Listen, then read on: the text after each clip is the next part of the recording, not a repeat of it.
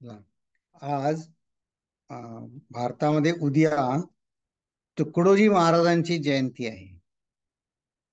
हम्म. आणि त्यांचा जो आज आता आपण एक अभंग निवडला आहे तो बघा. आजचा आपल्याला जिकडे रामदास स्वामी नेऊ इच्छित आहेत तसा बघा वेगळा आहे. फक्त त्याचं रेकॉर्डिंग खूप छान नाही आहे, कारण हा तुकडोजी महाराजांच्या स्वतःचा त्यांचं गायलेला आहे. ओरिजिनल साऊंड ट्रॅक खूप छान नाही आहे. 53 सालचं रेकॉर्डिंग आहे त्याच्या आधीचं. पण आपण ऐकूया ते.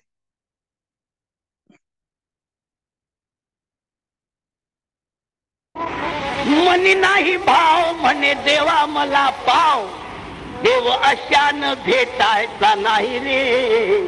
देव बाजारचा भाजीपाला नाही रे.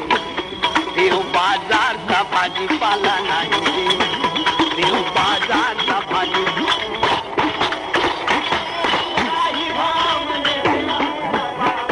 मनी नाही भाव.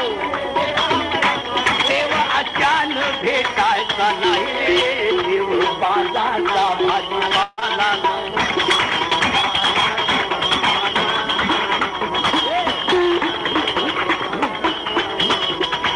दगडाचा देव त्याला वडराच भेव.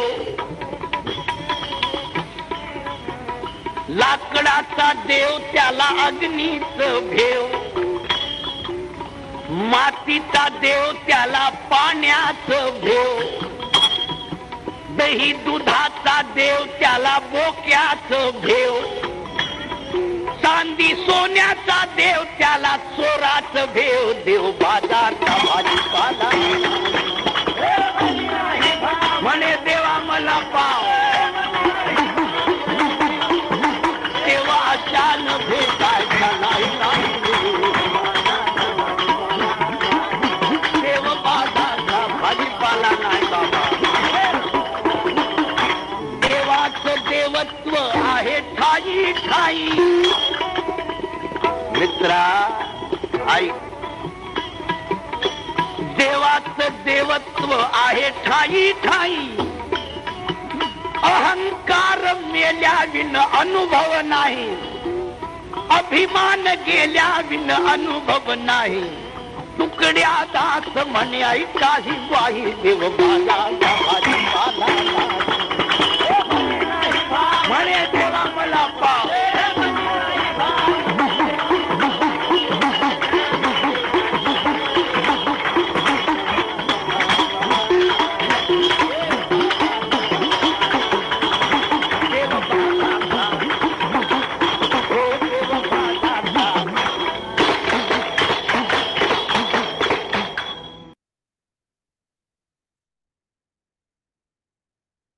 बघा, संतांनी ते तुकडोजी महाराज कुठे संस्कृत शिकायला आणि उपनिषद वाचायला गेले होते, पण त्यांनी जो स्वतःच्या अनुभवातनं देव सांगितला.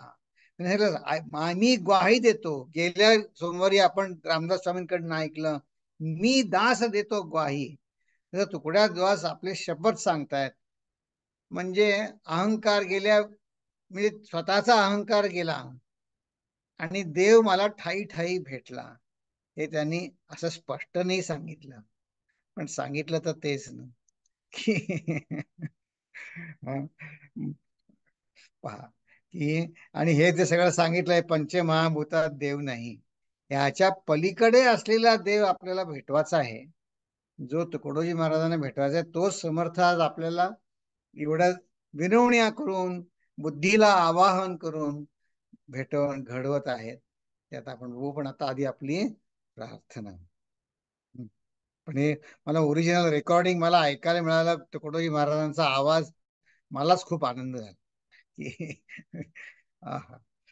तुकड्या दास म्हणे ऐका ही ग्वाही. आणि मग ते ग्वाही देऊन काय सांगतात, देवाचे देवत्व आहे ठाई ठाई. ठीक आहे, चल. ओ ओ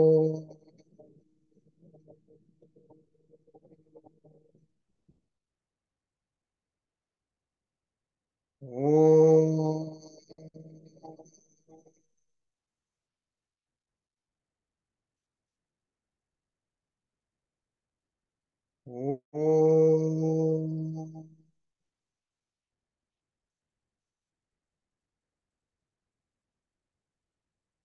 ओम श्री गणेशाय नमः. ओम श्री सरस्वत्यै नमः. ओम श्री गुरुभ्यो नमः. शुका सारिखे पूर्ण वैराग्य ज्याचे, वसिष्ठा परिज्ञान योगेश्वराचे. कवी वाल्मिका सारिखा मान्य ऐसा, नमस्कार माझा सद्गुरु रामदासा. नमस्कार माझा सद्गुरु रामदासा. जय जय रघुवीर समर्थ. नमस्कार तुम्हा सगळ्यांना. आपला हा 8व्या समासातला या विश्वाचा कर्ता कोण, साधकांनी कसा विचार करावा हा विषय आहे.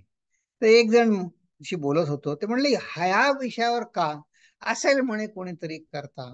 म्हटलं ते ठीक आहे, कोणीतरी करता आहे, पण मी साधक हा विश्वाचाच एक भाग आहे की नाही आहे. आणि मी मला स्वतःला करता समजतो की नाही. हा, कित्येक जण असं म्हणतात, हा I am a self made. मी वडिलांच्या पुण्याईवरती, कोणी मला वशिला दिला म्हणून नाही केलं, मी माझ्या पुण्याईवर केलं. जे सुद्धा काही चांगलं वाईट असं नाही, पण मी स्वतःला करता समजतो की नाही. आहे का नाही ते बघू नंतर, पण समजतो. मग करता म्हणून सुखदुःख पण भोगायला लागतात.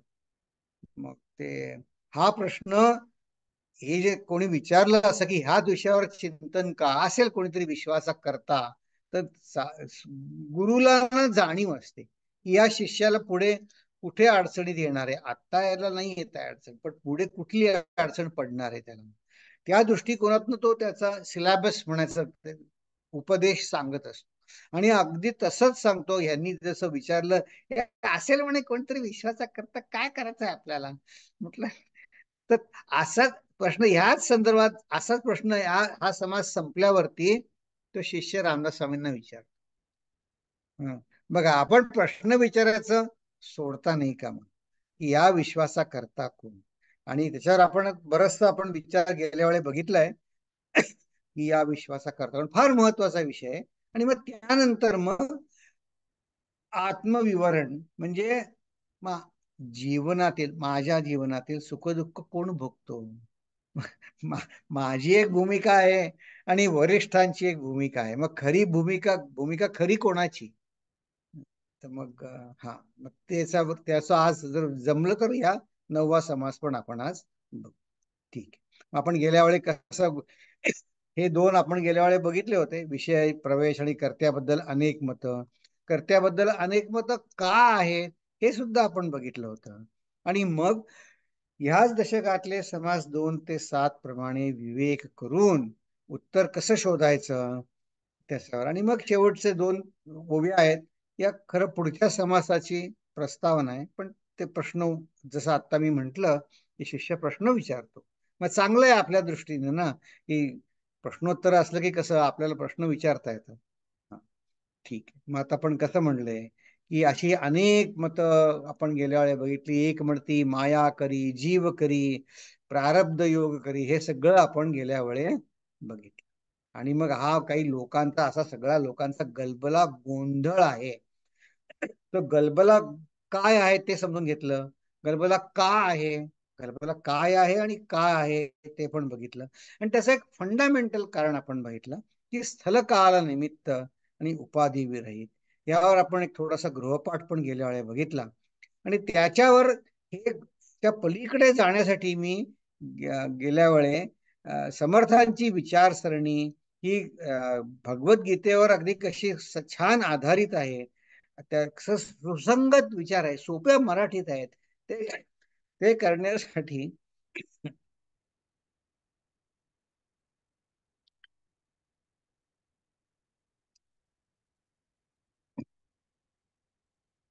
आपण गीतेमधले 2 श्लोक बघितले. पण त्याची भूमिका अशी की आपण आपल्या अभिमानाने जे काही निश्चय केलेला असतो मनामध्ये, आणि मग याच्या पलीकडे जाऊन विचार करणं आपण बघत नाही, की जरूर वाटत नाही. हा, ते म्हणले ठीक आहे, असू दे, बहु लोकांचा बहुविचार, अवघा राहू द्या बाजार, परंतु याचा विचार ऐसा आहे, आता मी तुम्हाला सांगतो याचा विचार कसा आहे ते.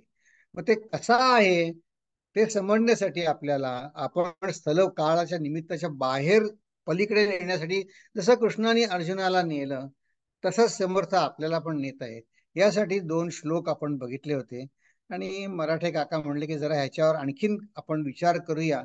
ते थोडं मला असं वाटलं विषयांतर होईल का काय, पण कसं आहे ज्ञानी श्रोते असलं की कसं वक्त्यावर पण काय म्हणतात थोडा वचक राहतो. वचक राहतो. तसं मग मी ते विषयांतर नाहीये, बरोबरच आहे ते. तर आपण त्याचं थोडस आपण आज बघूया की या दुसऱ्या अध्याय हा भगवद्गीतेचा सारांश मानला जातो. तर त्यात ज्ञान मार्ग कर्म मार्ग सांगितले. एक ज्ञान प्रिडॉमिनंटली नॉलेज ओरिएंटेड, हे 2 मार्ग वेगळे नाहीये बरं का, पण प्रिडॉमिनंटली नॉलेज ओरिएंटेड, प्रिडॉमिनंटली सेवा ओरिएंटेड म्हणा, हे असे ते 2 मार्ग आहेत. आपली आपली जशी बुद्धिमत्ता व्यक्तिमत्व जसं आहे, आपल्याला जसं रुचतंय त्याप्रमाणे आपण तो तो मार्ग स्वीकारायचा आहे. 2 मार्ग वेगळे नाही आहेत, फक्त त्याचं प्राधान्य कशाला आहे ते त्याच्यासाठी त्यांनी श्रीकृष्ण म्हणले की जेव्हा आता बघा इथे बघा हे यदा 2 शब्द आहेत, यदा आणि तदा. हम्म असं झालं, असं असेल तेव्हा तसं, यदा तदा. आता यदा तदा म्हटलं की त्याचा सलकालाशी निमित्त संबंध आला. जर असं होईल तर तसं होईल. मी जर तू ह्या ए ठिकाणाहून बी ठिकाणी जाशील, स्थलाचे संबंध. लहानाचा तू मोठा होशील, निमित्त काळाचा संबंध.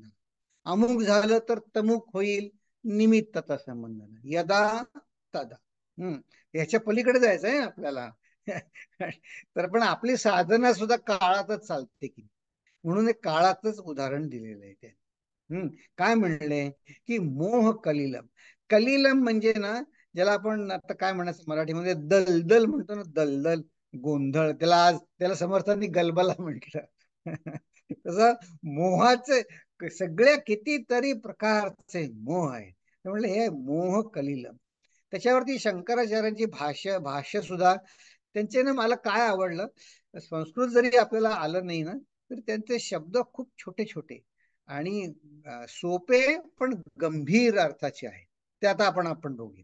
काय म्हणले की मोह म्हणजे काय, देहादिषु आत्मबुद्धी इति मोह. हे किती छोटं वाक्य आहे बघा. देहादिषु आत्मबुद्धी इति मोह. आत्मबुद्धी म्हणजे मीच तो. देहादिषु म्हणजे देह एटसेट्रा अँड सो फोर्थ. बघा आता आपलं कसं सगळं समर्थांचा विचार प्रॅक्टिकल आपला आहे की नाही. तर स्वामी तेजोमानंदांचं एक प्रॅक्टिकल वेदांत या नावाचं पुस्तक आहे. त्याचं संस्कृत नाव दिले त्यांनी वेदांत चिंतन, पण त्याचं इंग्रजी नाव आहे प्रॅक्टिकल वेदांत. तर मी थोडस मी सवलत घेऊन त्यातले 2 श्लोक ह्याच्याशी निगडीत कसे आहे की आपल्या भूमिकेवरती किती ते आपण बघूया. ते काय म्हणले, अहंकार अहंकार इथे आत्मबुद्धी म्हणले ना, मोह आत्मबुद्धी. ते तो आपल्याला कशी जाणीव होते, साधकाला जाणीव कशी होते. तर बघा स्वामीजी काय म्हणतात, अहंकारस्य विज्ञेय तादात्म्येन हि जायते. तादात्म्य. तर बघा गेल्या वेळी आपण त्या श्याम देशपांड्यांचं आत्मनिवेदन त्यांचं ऐकलं होतं. त्यांनी त्याचं निगमन त्यावेळी कन्क्लुजन कसं काढलं होतं, मी आणि माझं हा स्थलकालाचा संबंध कशात चालतो, तर मी आणि माझं मध्ये चालतो असं ते म्हणले. मग आता अहंकार विज्ञेय म्हणजे जाणून घ्या. अहंकार जाणून घ्या. कसा जाणून घ्या, तर तादात्म्य ममतेन, मी माझं जन्मना जायते, असा जन्म घेतो. जायते म्हणजे जन्म घेतो. कशातनं जन्म घेतो अहंकार, मी आणि माझं यातनं अहंकार जन्म घेतो. आणि मग पुढे काय होतं, तो व्यक्त कसा होतो, जन्म घेतला पुढे व्यक्त कसा झाला, देहादिभिर्गुणैः साकं यो विभाती तथा तथा. माझ्या देहाच्या अनुषंगाने, देहादिवी गुणही म्हटलं, शंकराचार्यांनी देहादिशू म्हटलं. पण दोघांचा अर्थ एकच की अनेक अर्थ इथे असंच चालत. बर, मग पुढे काय होतं, तर पुढचा श्लोक फारच सुंदर आहे आपल्याला समजण्यासाठी. या श्लोकावरनं आपल्याला गीता आणि दासबोध अधिक समजतं, म्हणून मी हे 2 श्लोकांचा रेफरन्स आणला. ते काय म्हणले, की हा जो अहंकार आहे, मग आपल्याला आता स्टडी ग्रुपमध्ये आपण असू, आपण काय काय प्रश्न विचारतो की नाही, की अहंकारच नसेल तर मग मीच नाही, मग मी साधना कशी करायची? तर नाही नाही, तसं नाही. हा अहंकार म्हणजे तो दोन दोन रूप आहेत या अहंकाराची. अहंकारस्तु द्विविधः. अहंकार 2 रूपात आहे. काय आहे? बंध आणि मुक्ती. बंध रूपश्च मुक्तिदः. ददाती ती बंध देणारा, मुक्ती देणार. हे देणारा कोण आहे? अहंकारच आहे दोन्ही. कसं आहे? मग अहंकार, आता ते अहंकारचं वर्णन चाललंय म्हणून अहंकार आधी वर्णन केला. मग 16वा श्लोक पण आपण पुढे बघणार आहोत, पण आधी 15वा पूर्ण करू. कारण आता अहंकारचं मोह कलिलमचं वर्णन चाललंय, म्हणून आपण ते बघतोय. कसा अहंकार आहे? पूज्य भावश्चात्मनीह कर्ता भोक्ता सबंधक. पूज्य भाव म्हणजे सगळ्यामध्ये हायेस्ट व्हॅल्यू मी कोणाला देतो? हायेस्ट व्हॅल्यू कोणाला देतो? मला. या या सगळ्यात, या जगामध्ये सगळ्यात महत्वाचं कोण आहे? मी आहे. या सगळ्याचा या सगळ्याचा जीवनाचा हिरो कोण आहे? मी आहे. माझ्यासाठी मी सगळं करतो. माझं सुख दुःख सगळ्यात महत्वाचं. पूज्य भावश्चात्मनी, बघ शब्द कसे वापरले. पूज्य भावश्चात्मनी, मग त्यांनी काय होतं? करता भोगता बनतो. बंद का. करता भोगता झाला की बंधनात पडला तिथे. करता भोगता असं बंध का. हं. मग पुढे काय झालं? मग ते हे म्हणतात, हे ओलांडून जा. व्यतितरिष्यती, किंवा आणखीन एक शब्द वापरला, निर्वेदम. म्हणजे it becomes a non issue. हे मला जाणून घ्यायची काय काय श्रोतव्यस्य श्रुतस्य. म्हणजे व्यावहारिक अर्थाने पैसा अडका, मान सन्मान मिळवण्याच्या दृष्टीनं ते कदाचित ऐकण्या योग्य असेल, अनैतिक नसेलही. पण ते जरूर आहे का तुमच्या साधनेसाठी ते ऐकून घ्यायचं? तर उगीच कशाला ऐकून घ्यायचं? बाकी सगळं त्याची गडबड सगळी नको मला. ह्याच्या व्यतितरिष्यती. मग हे व्यतितरिष्यती हे ओलांडून जायचं. मग ओलांडून जायला मार्ग कुठला आहे? कसं ओलांडून जायचं? तर बघा, ते म्हणले ओलांडून जायचं. आधी निर्वेदम आपण अर्थ, की आणखीन फोड केली बघा शंकराचार्य, की निर्वेदम ओलांडून जायचं कसं? अनुपादेयत्वेन, उपादायत्वेन म्हणजे काय? की त्याचं वैशिष्ट्य, त्याचं इम्पॉर्टन्स, व्हॅल्यू. सध्या मला या सगळ्या गोष्टींची व्हॅल्यू आहे. माझे फेसबुकवर किती लाईक्स आहेत, माझ्या इंस्टाग्रामवर किती जणांनी भेटी दिल्या, जे काय तुम्हाला त्याचं मला आता व्हॅल्यू आहे. पण आता कळलं की त्याचं काही महत्वाचं नाही. मग काय होतं? तू माझ्या मनामध्ये त्याची जिज्ञासाच उत्पन्न होते. कारण नसू दे, जिज्ञासा न करिष्यसी इति अर्थ. की कुठल्या संदर्भात, त्याचा संदर्भ काय, की तुला त्याची जिज्ञासाच वाटणार. ज्ञातुम इच्छा जिज्ञासा, हे जाणून घेण्याची. बघा, तुम्हाला मी गेल्या वेळी काही 5-6 आठवड्यापूर्वी एक उदाहरण दिलं होतं. आम्ही ते साऊथ मध्ये टेनसीला एका कॉन्फरन्सला गेलो. मग ते सकाळी उठल्यावर, रात्री पोहोचलो काहीतरी, मग सकाळी उठल्यावर ब्रेकफास्टला सगळेजण ते कॉलेजमधले सगळेजण भेटले. मग तो आमच्या वर्षात जो एक होता दुसरा विद्यार्थी, अमेरिकन विद्यार्थी होता, तो मला असं हाताने हे करून असं बोलल्यासारखं म्हणतो, अरविंद तुला माहितीये का, अमुक अमुक इथे किती स्वस्त आहे. तर तो त्याने जो काय शब्द वापरला मला तर तो परिचित नव्हता. म्हणून म्हटलं काय स्वस्त आहे. पुन्हा त्यांनी काहीतरी सांगितलं, ते मला काही समजलं नाही. माझ्या बाजूला माझा ऍडवायझर बसला होता. त्यांनी त्याच्या बुटाने माझा पाय दाबला खाली टेबला खालचा. तर म्हटलं, अरविंद गप बस. बोलू बोलू नको. ते काहीतरी त्या ड्रगचं नाव होतं काहीतरी, मला ते नावही माहित नव्हतं. तर म्हणलं तेच त्याचा उल्लेख आहे, तो करतोय तो. आता ते मला जाणून घ्यायची जिज्ञासा आहे का? अरे स्वस्त असेल महाग असेल, कोणी फुकट दिलं, मला काय जरूर आहे त्याची? आपल्यापैकी सगळ्यांना जरूर आहे का त्याची? नाही. पण बघा, अमेरिकन गव्हर्नमेंटला किती किती त्याच्यावर खर्च करतात ड्रग फ्री सोसायटी करण्यासाठी. बुद्धिवती तरी शेतीचं किती महत्व आहे बघा. आपल्या आपल्या कोणावरती कोणाला पैसा खर्च करायची गरज आहे की अमुक अंमली पदार्थ खाऊ नका म्हणून? का नाही? आपण we are equip, we are empowered with बुद्धी. कोणाची हिंमत आहे आपल्याला व्यसन लावायची? कोणाची हिंमत नाही. तर आपल्याला पार जायला बुद्धी हेच एक मार्ग आहे. कारण काय माहितीये का, जोर जबरदस्ती का बघा, पार जाण्याचे मार्ग कुठले? हे जोर जबरदस्ती. आता मी तुम्हाला सांगितलं तसं सरकार हे जोर जबरदस्ती कायदे करून, पोलीस करून, अंमली पदार्थांचा अमक तंब वासा जोर जबरदस्ती किती उपयोगाला येणार? येणार का उपयोगाला? उपयोगाला नाही. मग दुसरं काय मार्ग आहे? प्रेमाचा.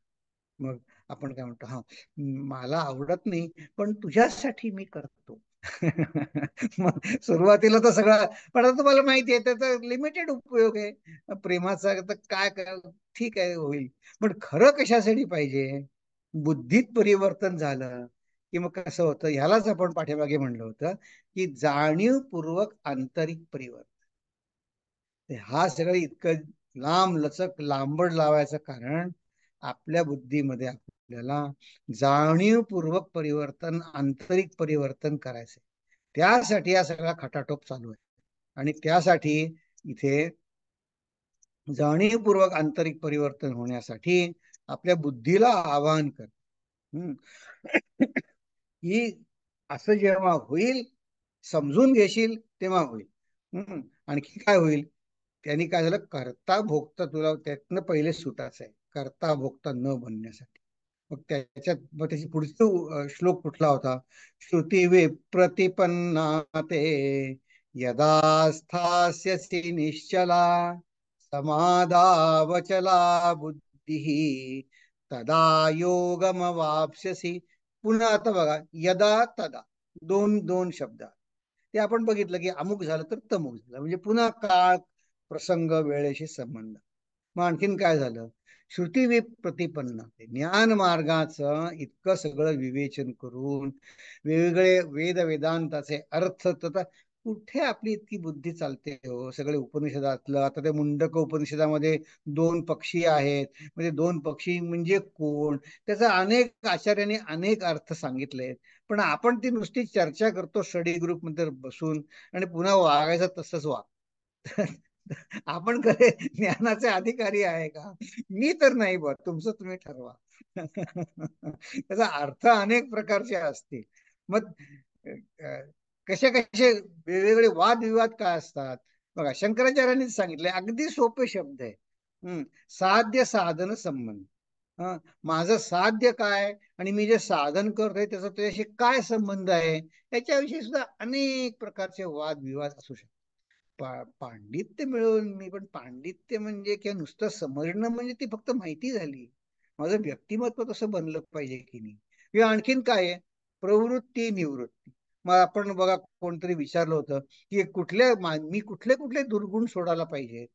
आता असं आहे, सोपं उत्तर संतांनी सांगितलं, साधनेच्या आड येणारे दुर्गुण तेवढे सोडा. प्रवृत्ती निवृत्ती लक्षण ही विप्रतिपन्ना, म्हणजे विपरीत अनेक प्रकारचे मतांतर आहे. किंवा ते म्हणले विक्षिप्ता सती, ते तव बुद्धी, विक्षिप्त बुद्धी, हे करू का ते करू, हे नको ते नको. ह्या सगळ्याला तू ओलांडून जाऊन काय करशील? पुन्हा आचार्यांनी दोन शब्द वापर, निश्चला आणि अचला. आता बघा, तुमच्यापैकी अनेक जण संस्कृत वाचतात, शिकतात. संस्कृतचा नियम आहे की नाही हो, की असा या संस्कृत शब्द श्लोकामध्ये कुठलाही एखादी शब्द अवांतर असता कामा नाही. आणि तोच शब्द पुन्हा वापरला, दोनदा का वापरला? निश्चला आपण म्हणले आणि अचला आपण म्हणले, दोन शब्द वेगवेगळे का वापरले? तर असं आहे, निश्चला म्हणजे विक्षेप चलन वर्जिता. बाहेरून कोणी आपल्याला विक्षेप आणू शकतो, बाहेरून, म्हणून त्याला म्हणले विक्षेप चलन वर्जित. आणि अचला म्हणजे विकल्प वर्जित. माझ्या मनातच आतमधनं काहीतरी विकल्प, म्हणजे माझेच हे करू का ते करू, माझ्या मनातनच, कोणी सांगितलेलं नसतं, आपलंच आपल्याला मन विचलित कर. म्हणून दोन शब्द, अचला आणि निश्चला. ही आणि माझी बुद्धी योग तथा योगम वापस्यसी.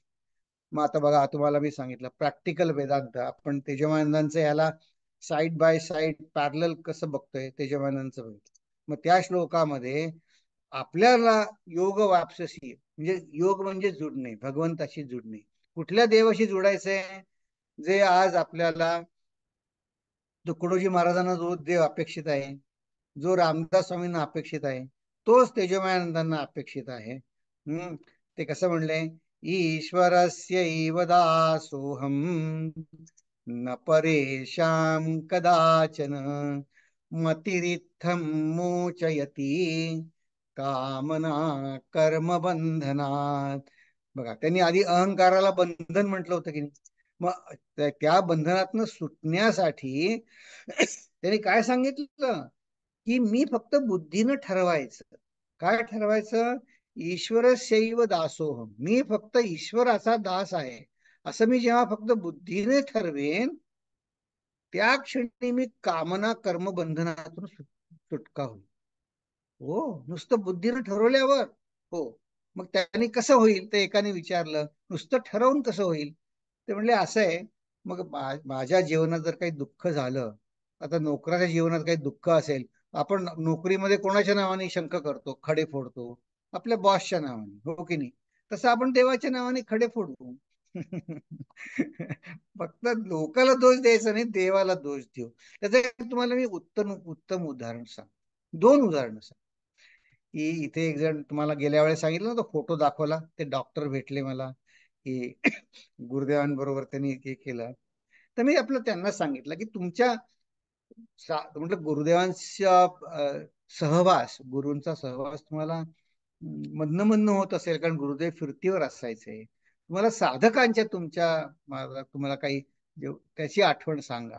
तर त्यांनी आठवण सांगितली. ते म्हणले तो ग्रहस्थ फार विक्षिप्त होता, त्यांच्या बरोबर तरुण होता, तो युनियन लीडर होता त्यावेळेस. आणि तो गुरुदेवांशी आणि पालटला खरा, पण त्याचा तो भांडखोर स्वभाव काही गेला नाही. तर एकदा काय झालं त्याच्या जीवनात, असंच एक काय खडे दुःखाचा प्रसंग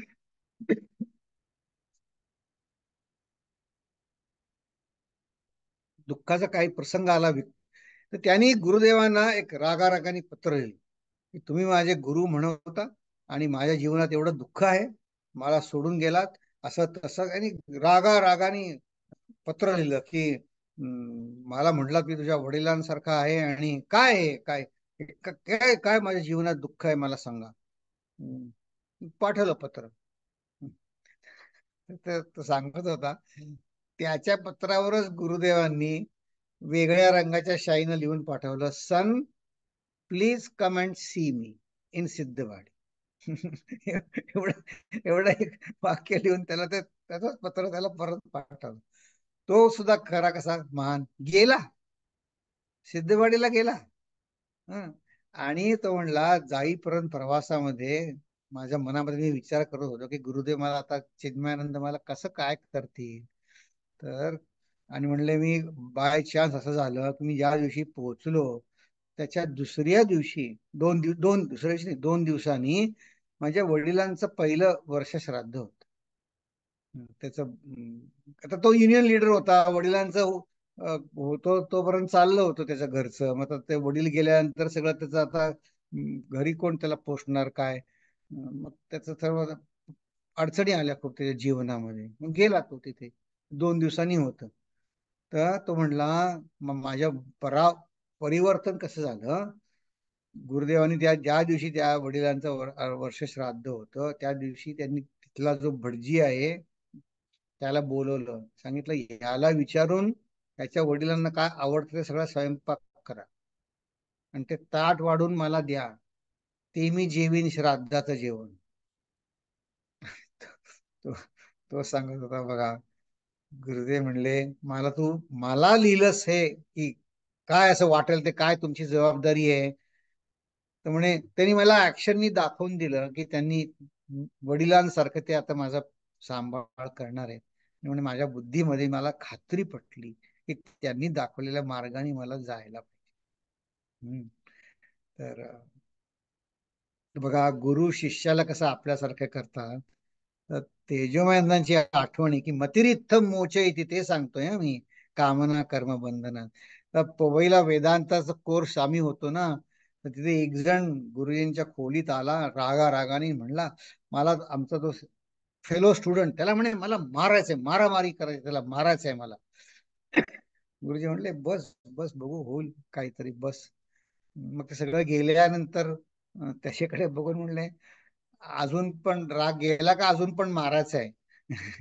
तर म्हणला तसा अजून राग थोडा शांत झाला होता. तो काय म्हणला, मला बाकीचं सांगायचं नाही, फक्त ते वाक्य सांगायचं आहे. तो म्हणला, गुरुजीने म्हणलं तुम्ही माझ्यावर रागावलात का? तो गुरुजींना विचारतो तेजवानंद. गुरुजी म्हणले मी मुळीच रागवलं नाही, मला उलट आनंद झाला की तू त्याला मारा असं वाटतं हे तू मला येऊन सांगितलं. बघा, म्हणजे त्यांनी जबाबदारी घेतली की नाही.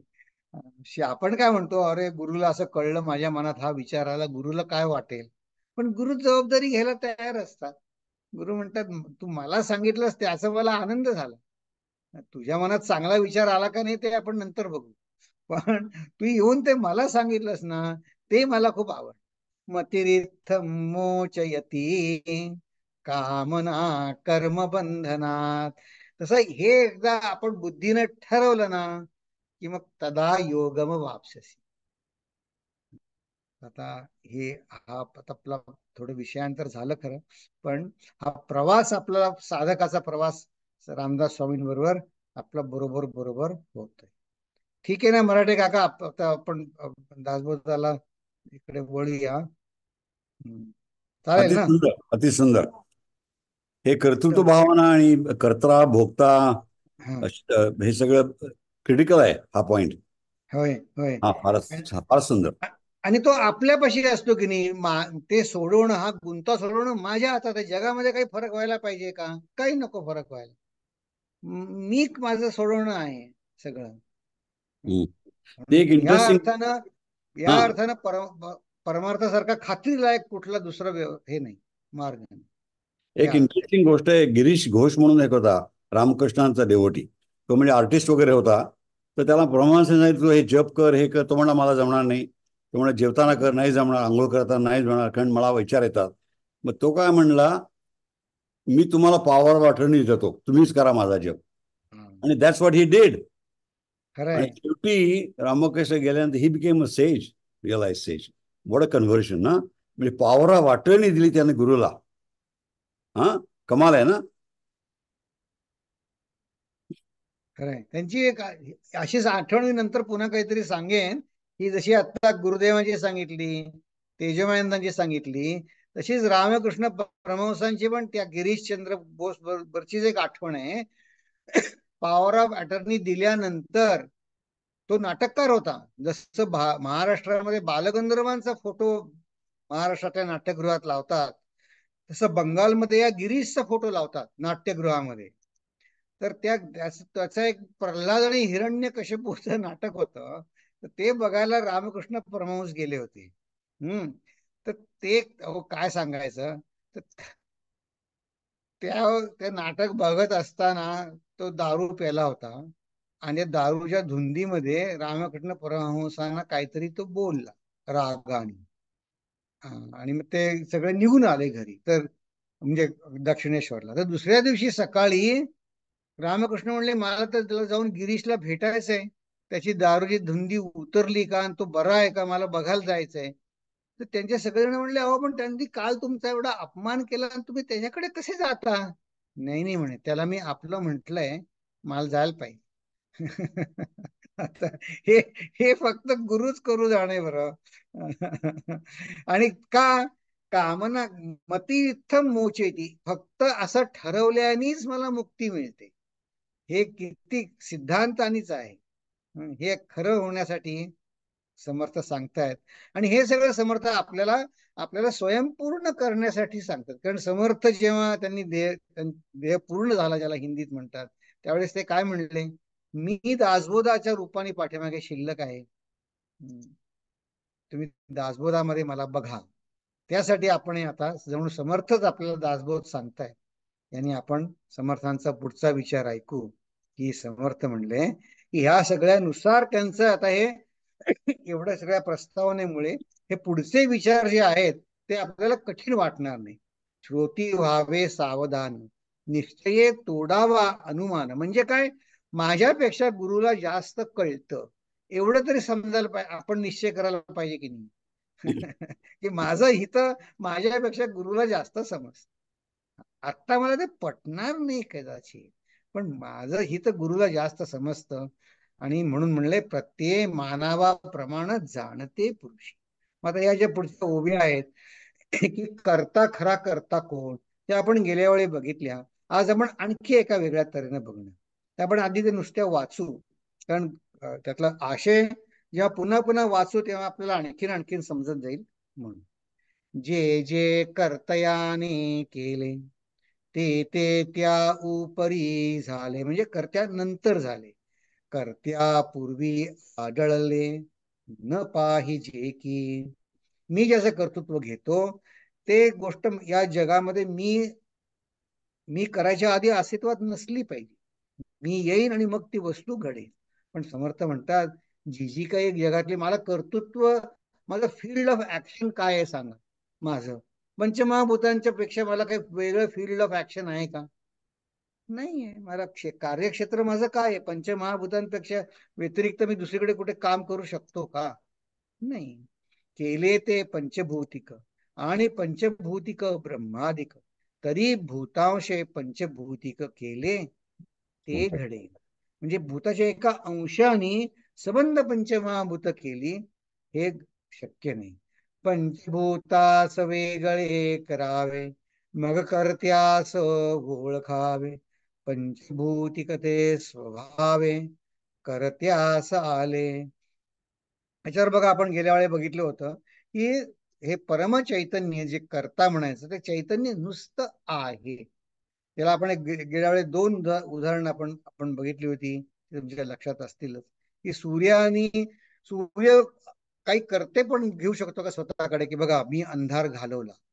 नाही, तर सूर्य त्याचा स्वभाव नाही, स्वभावाने त्याचा अंधार त्याचा जाण्यासाठी वेगळं काही करायला लागत नाही. दुसरं उदाहरण आपण घेतलं होतं की झाडाच्या पाठीमागे फळ लपतं. ते फळ लपत नाही, ते स्वभावतःच तसं आहे. मग ह्याचं जे नुसतं नुसतं कोर चैतन्य आहे, ते कसं आहे? ते नुसतं आहे. पंचभूता वेगळे निर्गुण, तेथे नाही करते पण. निर्विकारास विकार होण लागू शके. निर्गुणास कर्तव्य नगडे, सगुण झाल्यात सापडे. आता कर्तव्यता कोणीकडे, बरे पहा. आणि हे आपल्याला कळण्यासाठी संतांना साधनेने हे अकर्तेपण आलेलं असतं. आणि म्हणून त्यांच्या जीवनात ते सहज पाहायला मिळतं.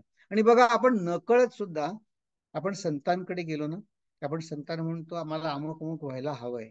मग ते खरे जर सिद्ध पुरुष असतील किंवा त्यांचा स्वभाव असेल, ते काय म्हणतात? भगवंताची इच्छा असेल तसं होईल, देवाची इच्छा असेल, रामाची इच्छा असेल तर तसं होईल. मग आपण काय म्हणतो? नाही नाही, तसं नाही, तुम्ही म्हणा होईल म्हणून, तुम्ही म्हणा होईल म्हणून. मग का बरं असं आपण त्यांना का असं म्हणतो? नाही, तुम्ही म्हणा की ठीक होईल. कारण का? आपल्याला खात्री असते की चैतन्य परमात्मा त्यांच्यासारख्या निर्मळ अंतःकरणातनं बोलला तर ते खरं होईल. असं त्यांना आपण निर्मळ परमात्म्याचं त्याचं श्रेष्ठत्व आपल्या मनामध्ये असतं. म्हणून आपण त्यांना म्हणतो, हा नाही, तुम्ही असं म्हण, हे असं. मग मग आपल्याला ते खरं वाटतं. आता ह्याचा आपण आता आणखी एका वेगळ्या तऱ्हेने बघू. पण आधी याच्या पुढच्या 5 ओव्या बघूया. मग आपण त्याच्याकडे पुन्हा वेगळ्या तऱ्हेने बघा.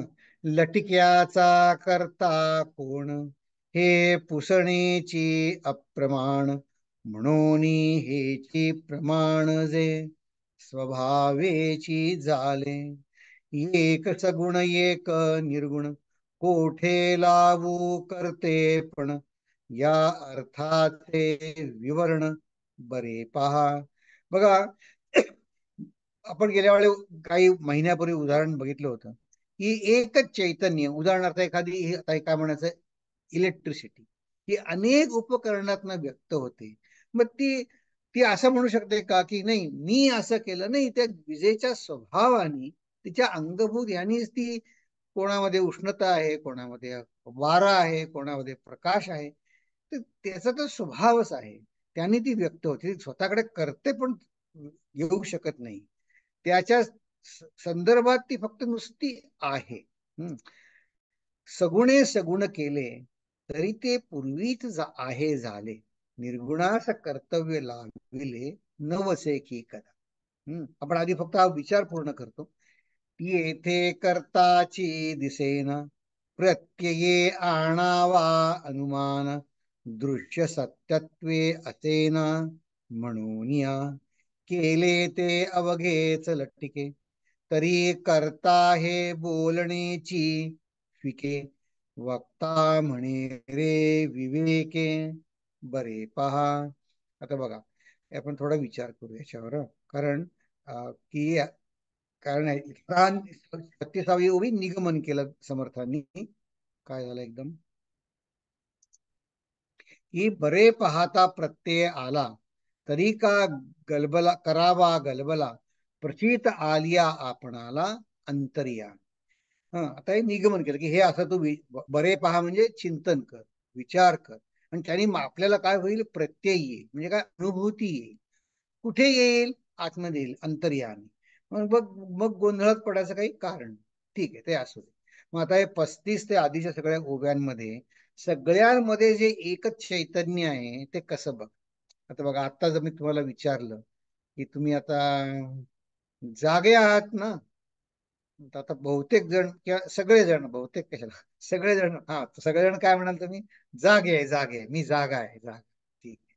मला समजा आता थोड्या 3-4 तासांनी आपण स्वप्नावस्थेत गेलो. मग स्वप्न कोण बघतंय कोणी बघितलं स्वप्न.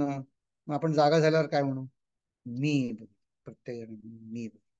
मग बघा जो जागा होता त्यानेच स्वप्न बघितलं की नाही. कारण आपल्याला अजून जागा झाल्यावर स्वप्न आठवतं हो की नाही. मग समजा आपण गाढ झोपेत आहे आपल्याला स्वप्न पण नाही पडत आपण जागे पण नाही पण गाढ झोपेत. पण गाढ झोपेत जागा झाल्यावर कळतं की अरे माझे काही काळ असा गेला की मला कसलाच अनुभव आला नाही कुठलाच अनुभव आला नाही पण मी होतो म्हणून तर मी म्हणतो मला गाढ झोप लागली होती. आणि हे तिघे जण कॉमन आहेत की नाही असलेच पाहिजेत कॉमन. त्याशिवाय अनुभव घेणारा आणि आता अनुभव सांगणारा हे दोन्ही एकच असल्याशिवाय मला प्रत्यय कसा येणार. नाही येणार प्रत्यय.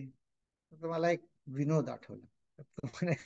समजण्यासाठी गंभीरपणे तुम्ही विनोद आठवला.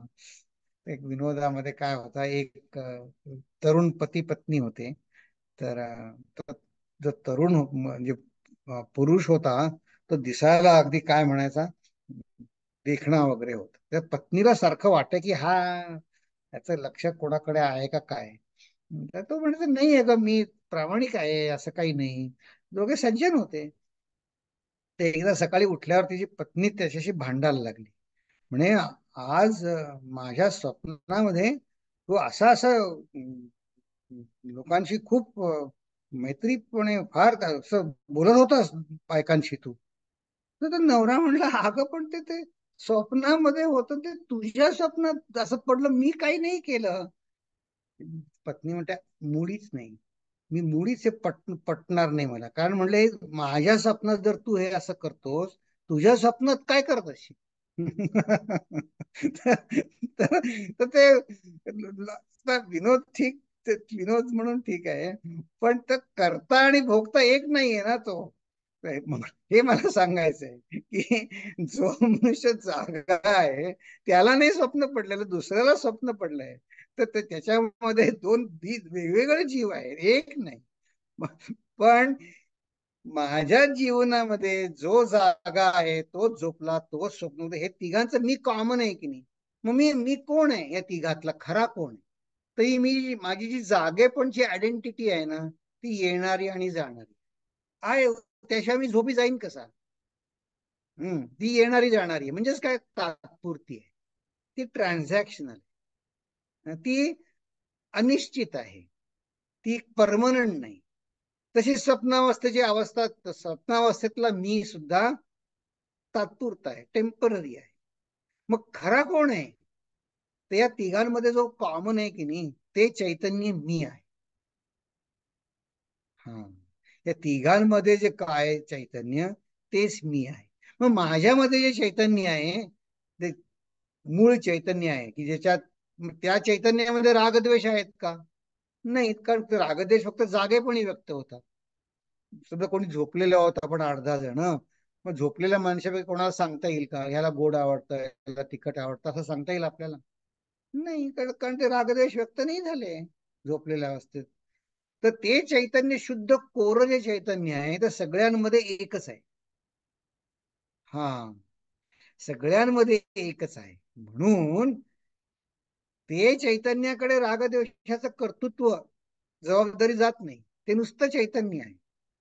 रागद्वेषचं चैतन्य जागेपणामध्ये जे चैतन्य व्यक्त होतं त्याच्याकडे जात.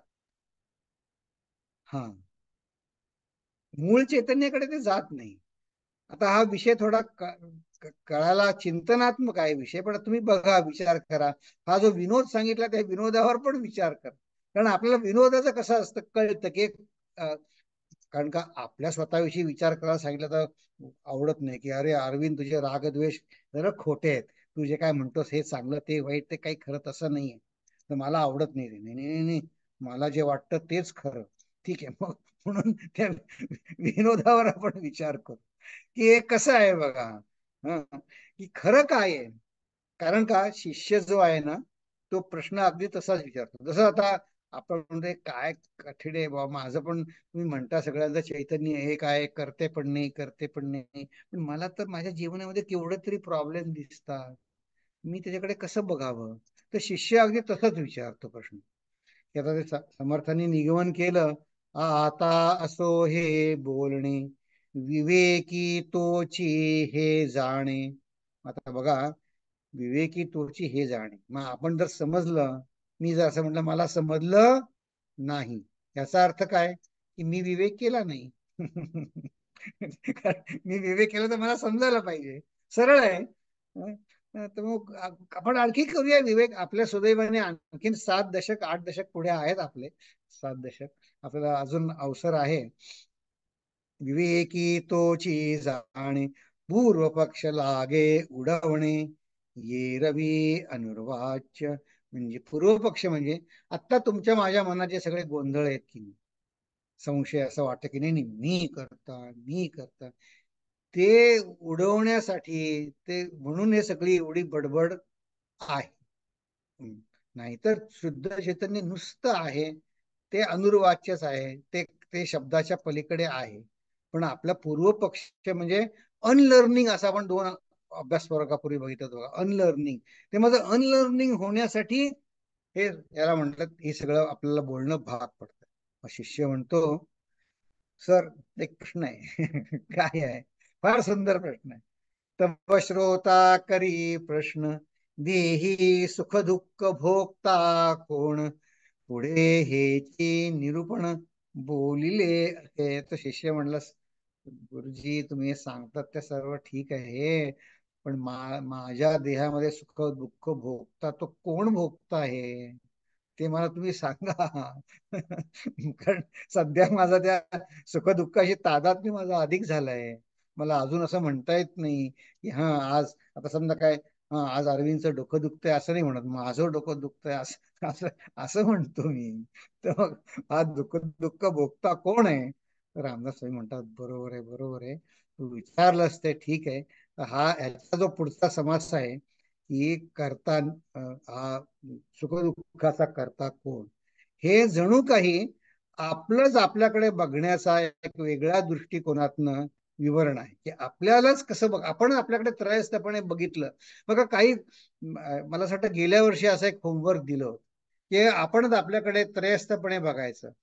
हा चला, हा आज काय अरविंदला उठायला उशीर, आळसी झाला होता आज अरविंद, उठला नाही, 1 तास उशिरा उठला. मग काय झालं, मग असं, मग आज 1 कपाच्या ऐवजी 2 कप चहा प्यायला, असं मग ते नोंद ठेवायची. असं फक्त आपल्याकडे त्रयस्थपणे बघायचं. मग असं जर बघत बघत गेलं तर हळूहळू काय कळेल, आपल्यालाच आपल्या रागद्वेषाकडे, माझ्या व्यवहाराकडे वेगळेपणे बघायची सवय लागते. तर आपल्याला एक सोपा उपाय म्हणून समर्थ आपल्या जीवनात घडलेल्या घटना, पुढच्या ह्याच्यात त्यांनी विचारलं ना, सुख दुःखाचा भोगता कोण, दुःख दुःखाचा भोगता कोण, समर्थ सांगणार आहेत आपल्याला. आपला जणू काही दिवसाचा अनुक्रम फार विनोदी आहे बरं का, खूप विनोदी समास आहे हा. आता पुढचा आपण बघणार आहोत तो. मी तर खूप हसलो. मस्त आहे. हं, तर आपण बघू पुढच्या वेळेस. पण आता आपला तर वेळ संपला, नवीन समाज सुरू नाही करत. पण आता इथे थांबतो. आपण प्रश्न वगैरे काय असतील तर आपण विचार करू. ओम पूर्णमद पूर्णमिदम पूर्णात पूर्णमुदच्यते पूर्णस्य पूर्णमादाय पूर्णमेवावशिष्यते.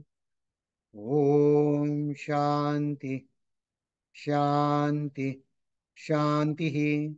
हरि ओम श्री गुरुभ्यो नमः. हरि ओम.